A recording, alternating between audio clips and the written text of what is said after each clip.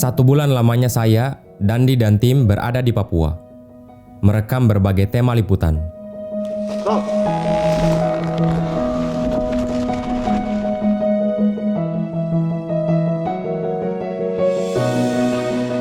Semuanya kami rangkum dalam sebuah film dokumenter panjang berjudul Tanah Tabi. Kini kami dalam perjalanan pulang ke tempat masing-masing. Imam dan Alif akan kembali ke Wonosobo, Jawa Tengah di kantor Koperasi Ekspedisi Indonesia Baru.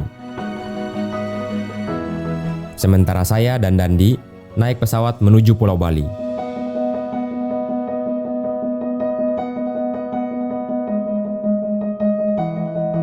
Kami akan melanjutkan perjalanan bermotor.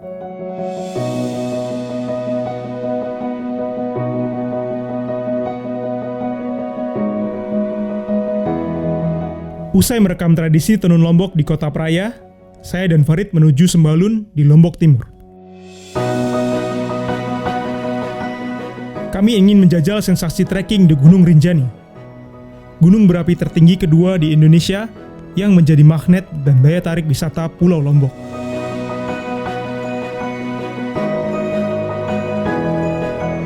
Gunung ini masuk ke dalam kawasan Taman Nasional Gunung Rinjani. Dan ini merupakan taman nasional ketiga yang telah kami kunjungi selama ekspedisi, setelah Alas Purwo dan Taman Nasional Bali Barat. Sembari menanti Ben dan Dandi menyusul ke Lombok, kami juga akan mencari tahu tentang proyek 10 Bali baru di Mandalika, Lombok Tengah. Kami dengar, dengan dibukanya investasi dan kawasan wisata baru, juga turut mendorong pertumbuhan ekonomi warga lokal. Benarkah demikian? Ekspedisi Indonesia Baru, kita baru.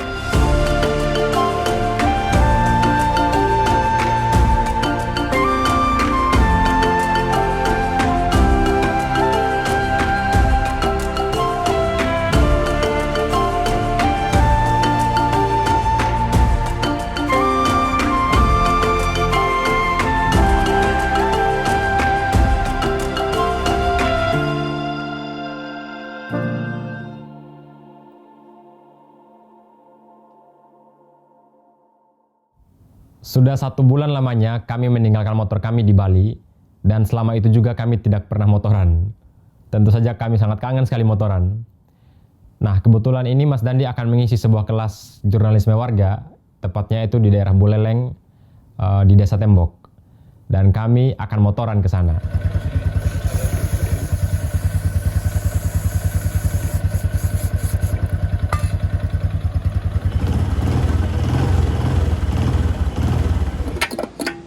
Aman ya? Aman.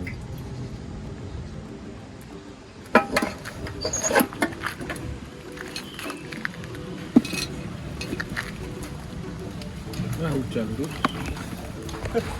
Waduh.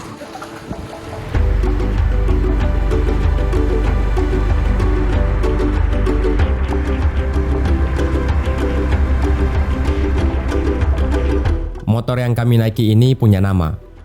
Yang saya kendarai ini namanya Adonara. Sementara yang dinaiki Dandi namanya Amurang. Karena kami berangkatnya hujan-hujanan, Dandi memberi saya tips untuk membersihkan lensa kamera. Kalau lensamu kena air, kamu tinggal gini doang deh. Ya. Bersih udah. Yuk, orang gitu tipsnya. Aduh, jorok sekali Mas Abi. Perjalanan motoran kali ini memakan waktu kurang lebih 3 jam dari Denpasar. Kami melewati sisi barat di kaki Gunung Batur, persis di Kecamatan Kintamani.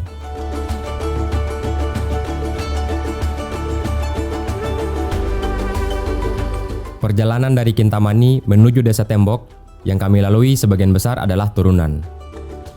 Akibatnya motor saya, Adonara, mengalami remblong.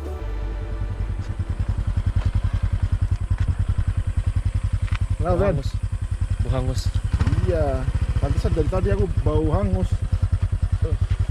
Udah selesai nih. Hah? Mentok dia nih, udah gak bisa. Kampas remnya habis. Baru ganti kemarin. Kampas rem. Kalau bilang kemarin Mas tolong gantiin kampas rem, aku bilang. Terus? Udah katanya.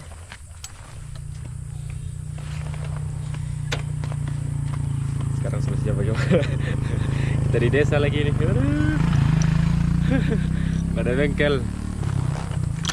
Ya pelan-pelan aja, pakai rem depan masih bisa nggak? Bisa, tapi lagi gigi satu. Ya nggak apa. Pelan banget. Udah pakai engine brake-nya. Ya. Selamat datang di ekspedisi Indonesia Baru, Ben. Cok, Remblong. cok remnya. Benaya blong, cok. Desa Siakin. Beruntung ada salah satu warga yang menunjukkan arah sebuah bengkel, tak jauh dari sini.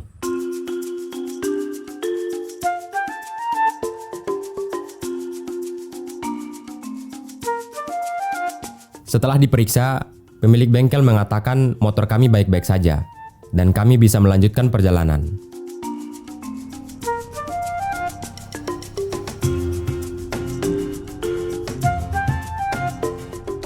Motor ini memang menggunakan double disc brake atau rem cakram ganda. Karena itu, daya pengereman bisa maksimal. Tapi kelemahannya, ketika rem sering digunakan, maka akan cepat panas dan tidak bekerja dengan optimal. Apalagi ketika melewati turunan panjang seperti ini.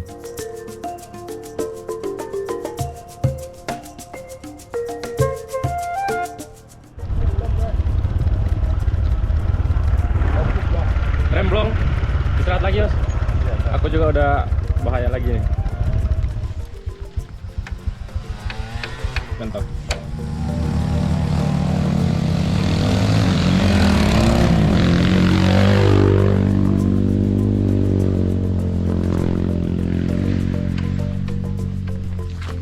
Ekspedisi pakai motor itu aja. Apa? Ekspedisi pakai itu kayaknya enak ya.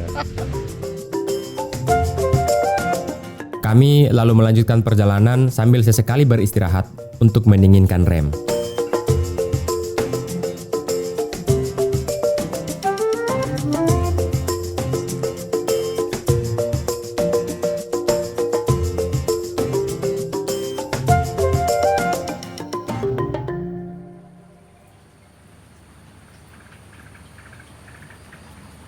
Sorenya di kantor Perbekel atau Desa Tembok, Dandi mengisi sebuah pelatihan kelas jurnalisme warga yang diinisiasi oleh rekan jurnalis dari Balai Bengong. Jadi itu dalam nulis yang disebut. Setelah kelas ini, besok kami berencana akan menggali cerita tentang Desa Tembok. Kami dengar, Perbekel atau Kepala Desa Dewa Komang Yudi Astara pernah membuat desa ini sebagai benteng pertahanan saat pandemi COVID melanda. Kita sama-sama tahu bahwa ada jutaan orang yang bekerja di sektor pariwisata di Bali dan hanya berpegang pada satu sektor itu saja. Jadi saya tidak bisa membayangkan ketika pandemi COVID-19 melanda industri pariwisata di sana. Gimana warganya harus mencari penghidupan? Savana. Ini lihat itunya aja pindahnya. Saya dan Farid berada di Desa Sembalun Bumbung, Lombok Timur. Berarti Kelawangan yang ini ya? Ya? Kita akan mencoba trekking di Rinjani lewat jalur Sembalun. Dan saat ini kami sedang menuju pos pendakian kandang sapi. Jaraknya sekitar 30 menit jalan kaki. Seru? Wah, berat. Nafas sudah menipis. Padahal baru sekali-sekali. Coba bawa kerel 5 meter, 10 meter.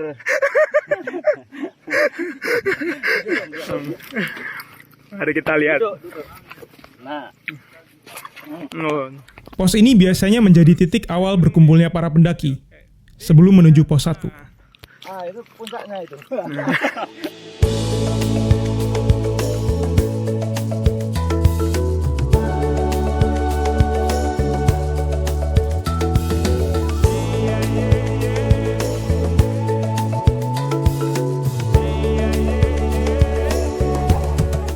Di perjalanan kali ini, kami tak hanya berdua.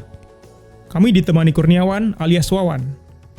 Ia akan menjadi guide sekaligus porter yang membantu kami dalam banyak hal. Mulai dari membawa perbekalan, menyiapkan tenda, memasak, hingga sesekali membantu dokumentasi. Pos 1 yang harusnya cuma setengah jam, kita akan coba tempuh dalam 2 jam. 1 jam. Ngos-ngosan. Kalau masnya bawa alat apa aja? Banyak.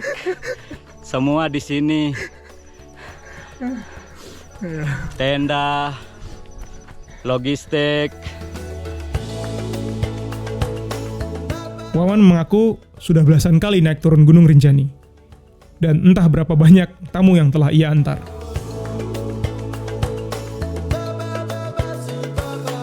Porter di Rinjani ini kebanyakan adalah warlock atau warga lokal.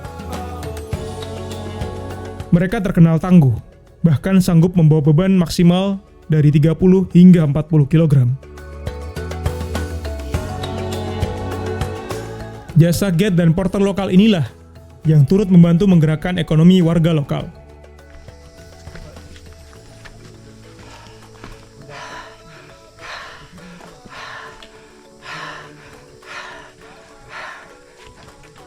Ini kita belum sampai ke pos pertama. Padahal pos pertama berapa harusnya? Pos 1, bukan pos Pos 1? Berapa jam biasanya dari bawah? 1 jam. Normalnya 1 jam kurang 1 jam. Normal 1 jam. Ini kita udah Saya 3 jam.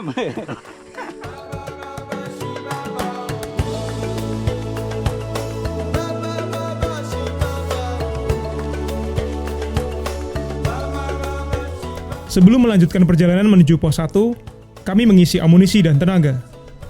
Wah, makan di savana Gunung Rinjani.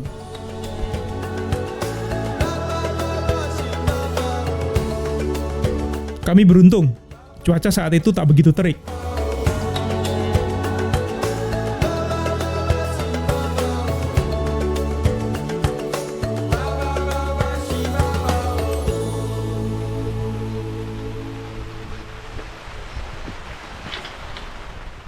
Sebelum sampai pos 2, hujan mulai turun.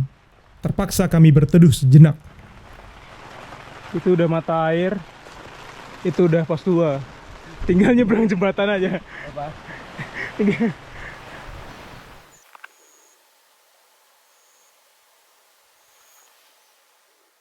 Kita mau memperbudak diri sendiri nih. Kita mau lewat bukit penyeksaan namanya. Vertikal. Ini Kita sampai pos 3 mungkin sekitar jam 9 malam. baru pos 3. Sabar ya, Mas. Ya, alternatif terbagus dah itu harus nginap di pos 3. Ya, Nggak ya. bisa lanjut. Sesampainya di pos 2, saya berpamitan ke Farid dan Wawan karena harus kembali ke Lombok Tengah untuk menuju Mandalika. Oh, anak PKL. Titip, Mas. Titip Pak Farid. Ya. Kasih. Siap. Titip, Mas. Selamat sampai. Memperbudak diri sendiri. Jadi waktu itu pas audisi tuh Pak Farid ya sempat nanya gitu kan pas di online gitu. Yusuf, kamu kan pernah ke Rinjani katanya. Nanti kalau bareng sama saya ke Lombok temenin ya kalau ke Rinjani naik gunung gitu. Tapi aku mikir kan aku udah pernah ke puncak gitu kan, udah pernah ke Rinjani, ke Pelawangan gitu.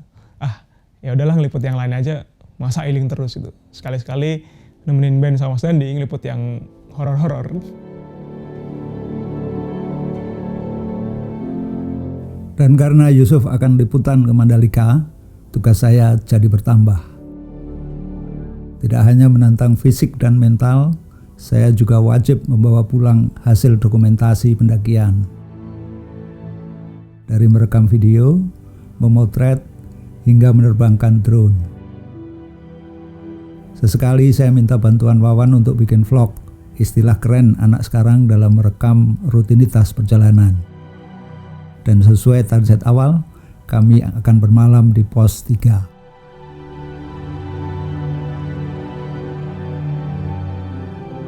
Umumnya pendaki lain sehari langsung tancap gas ke Bukit Pelawangan, area camp terdekat sebelum puncak ke Rinjani. Tapi bagi pendaki usia lanjut seperti saya, ini berbeda.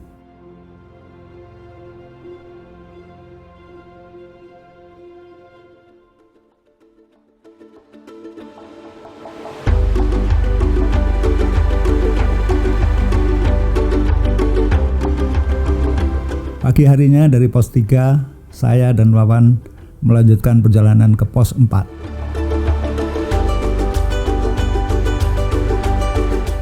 Perlahan namun pasti saya akhirnya sampai di pos 4 Semarasiu. Dari sini jalur menuju pos Pelawangan sudah mulai menanjak dan terjal karena akan memasuki kawasan Bukit Penyesalan. Perjalanan jadi lebih sulit sekarang, menantang bagi pendaki usia 61 tahun seperti saya. Jalur menanjak ditambah dengan teriknya matahari. Namun itu tak mengurungkan niat dan semangat saya. Jalur kian menanjak terjal sehingga menguji fisik dan mental saya. Akhirnya saya tahu kenapa jalur ini disebut Bukit Penyesalan. Saya sekarang ada di Bukit Penyesalan atau Bukit Penyiksaan. Salah satu bukit pendakian yang paling sulit ke arah puncak Gunung Rinjani. Disebut penyesalan karena biasanya orang menyesal telah naik ke sini, mau maju masih harus naik, mau turun terlalu jauh. Di belakang saya ini adalah Pelawangan atau bibir dari kaldera kawah Gunung Rinjani. Salah satu kaldera yang tertinggi di dunia dan pemandangannya paling indah karena di bawah kita bisa melihat, ke bawah kita bisa melihat Segara Anakan. Meski harus memakan waktu hampir 2 kali lipat dari pendaki umumnya, akhirnya sebelum matahari terbenam, saya dan Wawan sampai di area Kamp Pelawangan. Dari sini saya bisa melihat keindahan puncak Rinjani sekaligus danau Segara Anak yang melegenda.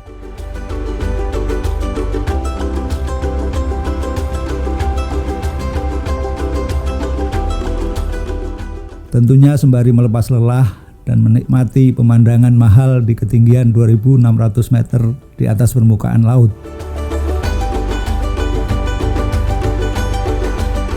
Dan paginya kami turun langsung ke Segara Anak, merekam keindahan Gunung Barujari dan keseruan para pendaki yang memancing sambil bakar ikan di tepi danau Segara Anak.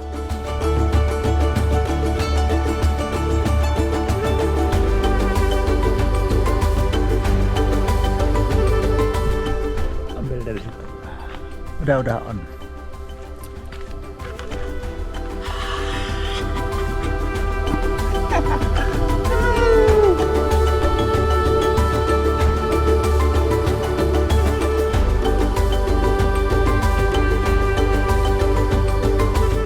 Siang itu saya dan Wawan sampai di area Kamp Segara Anak. Nama Segara Anak dalam bahasa Sasak memiliki arti anak laut. Dan warna danau ini memang kebiruan, menyerupai air laut.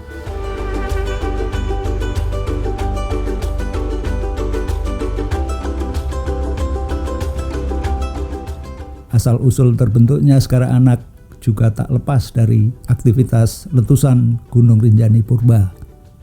Mirip dengan asal-usul Danau Toba yang terbentuk akibat letusan supervolcano ribuan tahun lalu. Sejarah letusan Gunung Rinjani Purba sangat menarik dan itu alasan mengapa Rinjani menjadi salah satu geopark atau taman bumi yang paling legendaris di Indonesia. Dan selain danau ini, Gunung Barujari juga menjadi warisan sisa letusan Gunung Rinjani Purba. Hampir sama dengan Gunung Krakatau di Selat Sunda yang juga melahirkan Gunung Anak Krakatau.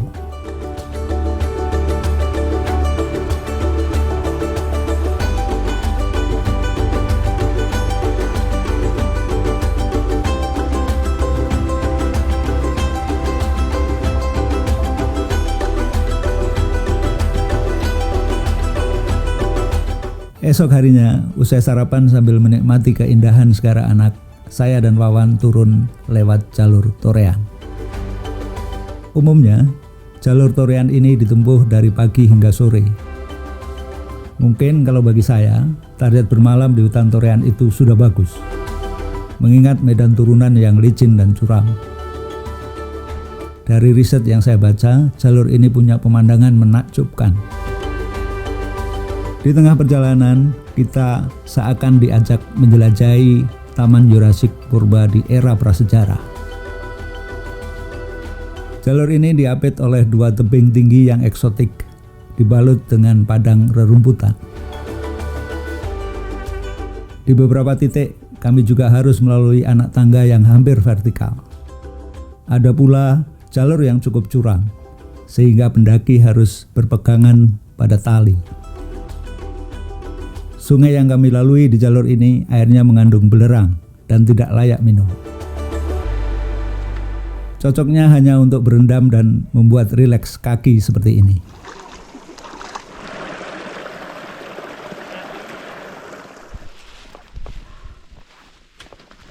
Kondisi cuaca saat itu hujan dan berkabut. Padahal rencananya saya ingin merekam air terjun Penimbungan. Air terjun yang sering menjadi latar foto para pendaki yang melintas dari jalur Sembalun ke Torean.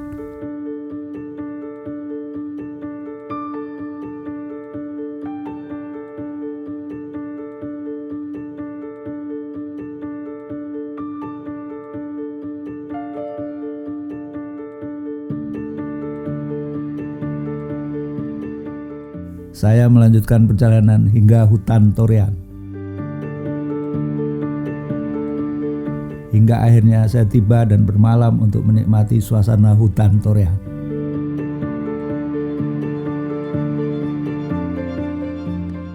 Pak Rian, kita masak apa pagi ini?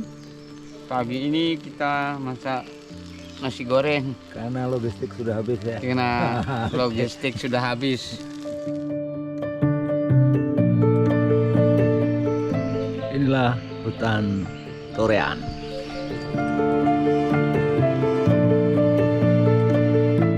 Hutan Torean adalah hutan purba, salah satu etalase ekosistem asli Indonesia.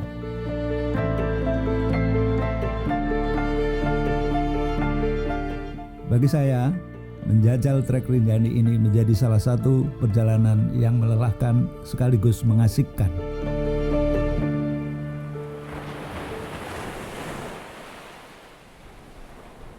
Saya sampai di Desa Kuta, Kecamatan Pujut, Kabupaten Lombok Tengah. Mayoritas wisatawan lokal maupun mancanegara mengenal desa ini dengan sebutan Kuta Mandalika. Mandalika sendiri adalah nama yang diambil dari legenda seorang putri raja. Tapi kami kesini bukan karena ingin merekam upacara atau tradisi tahunan Bau Nyale, yang diyakini sebagai peringatan kematian Putri Mandalika.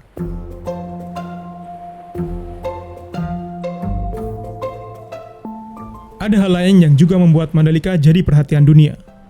Salah satunya, proyek pembangunan sirkuit Mandalika yang menjadi bagian dari kawasan ekonomi khusus atau KEK milik pemerintah. Mandalika juga menjadi incaran proyek strategis nasional yang dikenal dengan proyek 10 Bali Baru.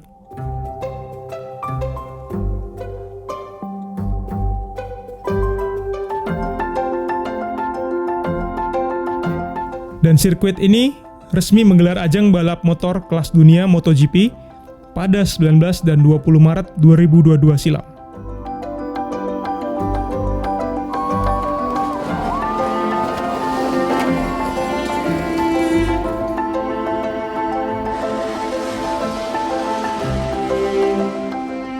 Ini adalah ajang MotoGP pertama yang terselenggara di Indonesia setelah menanti lebih dari 25 tahun.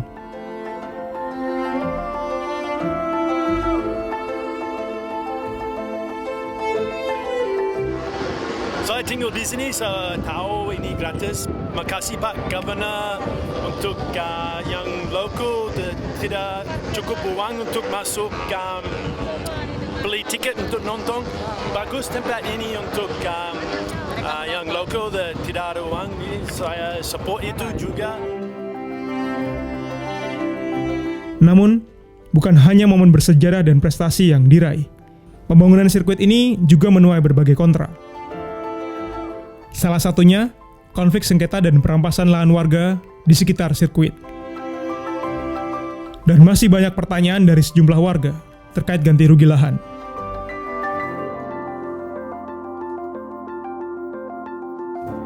Apakah konsep 10 Bali Baru ini layak ditiru untuk meningkatkan kesejahteraan warga lokal?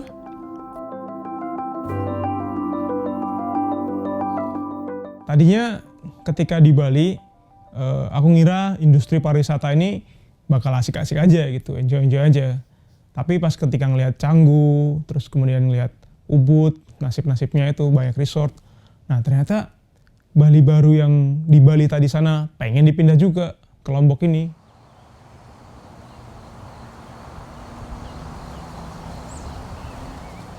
Di akhir tahun 2019, jumlah penduduk di Desa Tembok sebanyak 2.350 kepala keluarga. Lebih dari setengahnya mencari penghidupan di wilayah Bali bagian selatan. Dan mayoritas bekerja di sektor pariwisata. Ketika pandemi COVID-19 menimpa industri pariwisata di Bali, terjadi deurbanisasi atau perpindahan orang-orang dari kawasan kota ke desa. Saat itu, ada lebih dari 500 kepala keluarga yang pulang ke Desa Tembok.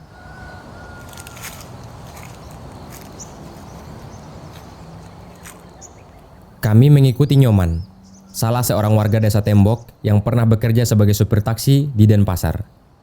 Saya dengar bahwa dulu waktu lagi nyopir-nyopirnya kalau pulang kampung traktir semua orang. Iya, bikin babi guling, satu babi ekor, satu ekor ya. Dulunya memang gitu. Buka arak, bir gitu ya. Itu memang dulu ya. Namanya kita royal sama teman-teman kumpul gitu kan. Nggak mesti ngomong-ngomong aja, kita kumpul yang ngambil minuman gitu.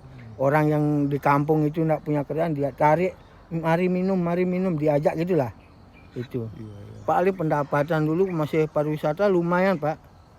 6 juta itu dapat udah. 1 bulan ya, rata-rata ya? Ya rata-rata udah bersih lah itu. Nah waktu pandemi bagaimana situasinya? Waduh waktu pandemi semua kacau Pak.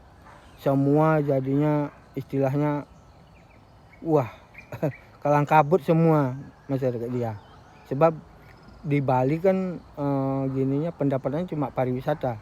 Mengandalkan pariwisata mati. Ya jadi masyarakat juga semua ikut mati. Warga yang lain juga mengeluhkan hal yang sama.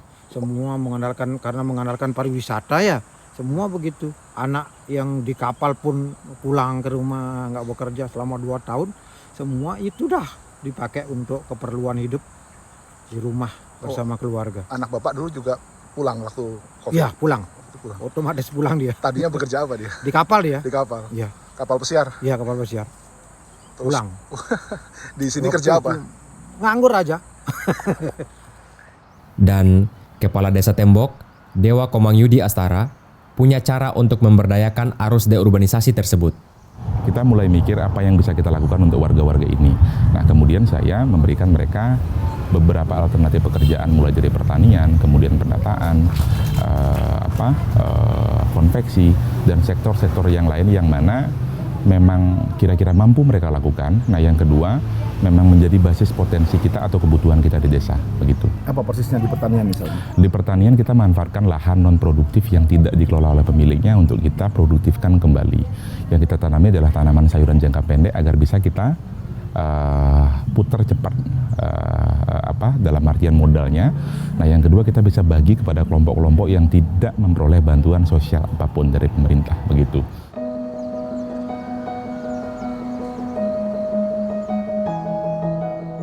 Dengan sistem tumpang sari, pemerintah desa dan warga berkolaborasi untuk memanfaatkan lahan ini.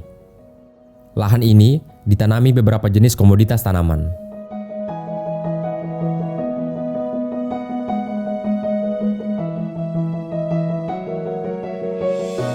Sayur di sini dulu. Sayur? Ya kangkung kayak itu. Sayur hijau. Di sini terong dulunya di sini. Dan salah satu komoditas yang paling terkenal dari Desa Tembok adalah mangga jenis arum manis.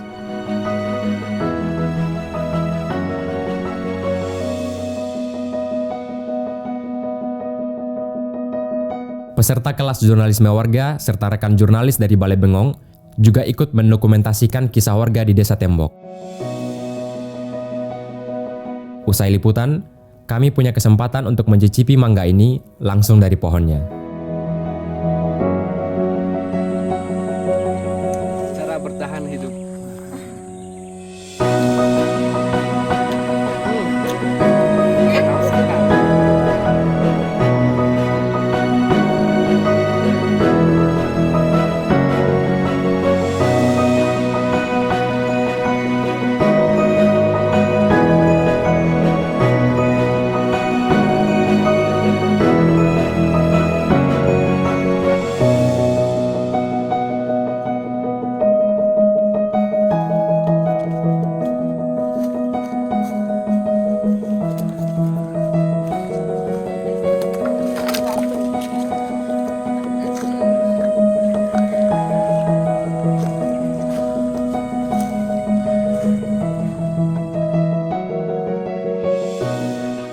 inilah yang disebut jaring pengaman sosial. Alih-alih hanya memberi bantuan langsung tunai atau BLT, yang juga sangat rentan dikorupsi. Pemerintah di sini menerapkan pola padat karya tunai, hal yang tak lazim dilakukan di Bali atau mungkin di Indonesia.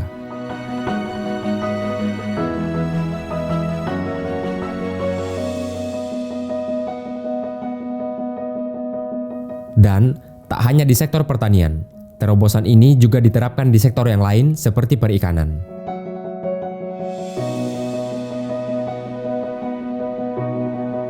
Cerita waktu pandemi kan, dia katanya membeli tongkol dari nelayan terus dibagi-bagikan. Bener itu? Oh itu bener. Ya waktu COVID. Pandemi ya? Iya. Dia juga bikin kebun pisang, bikin kebun mangga begitu ya? Anak-anak ya.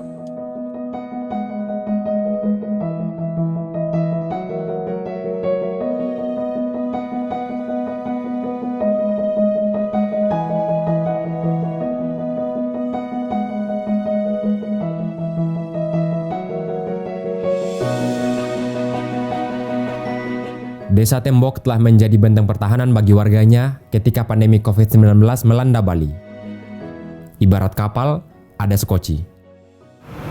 Kita punya sumber daya di Bali, begitu kan. Nah, kalau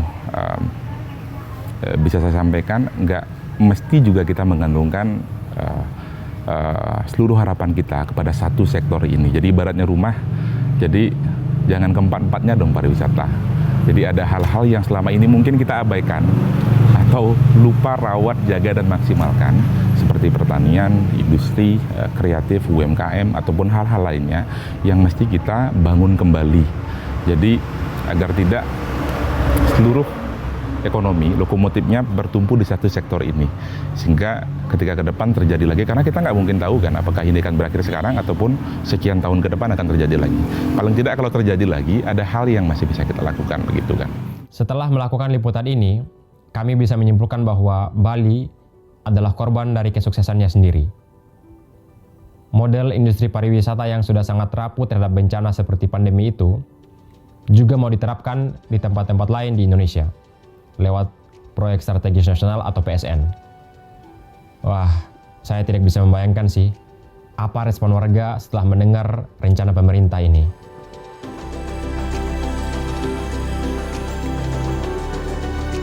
Yusuf menghubungi kami untuk singgah dan meliput lebih detail tentang keadaan di Mandalika, Lombok Tengah. Di sana, kami juga merekam para warga yang menjadi korban dari ambisi pemerintah dalam mencetak 10 Bali baru. Selanjutnya, saya dan Farid akan menyeberang Pulau Sumbawa. Pulau yang dikenal dengan tradisi berkuda dan joki cilik.